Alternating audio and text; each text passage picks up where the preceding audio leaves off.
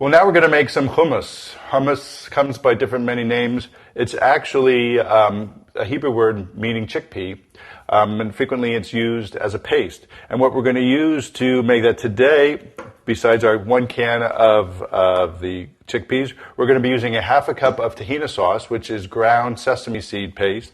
We're going to be using a tablespoon of curry paste, a ¼ cup of lemon juice, 1 garlic clove, ½ teaspoon of turmeric, and a ½ teaspoon of sea salt. All goes in the blender. It's going to be really easy, but we're going to show you step by step. Step 1 today, we're going to open a can of beans. I know it sounds kind of tricky, but we are using canned beans, and don't worry about, some people might say, why don't you use fresh ones and boil them?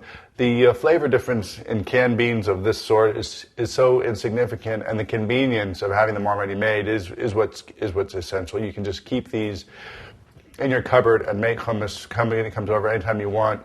Everything keeps. So we're going to open a can of beans. Here we go. And then we're going to drain them.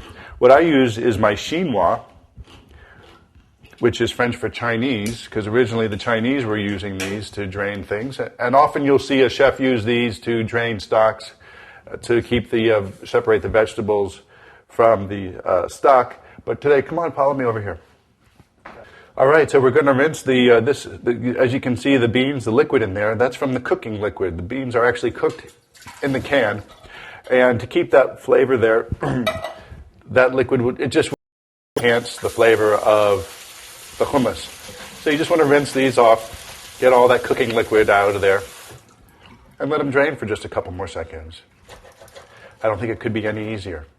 And you can use a colander, strainer, anything that has holes to let the water run through.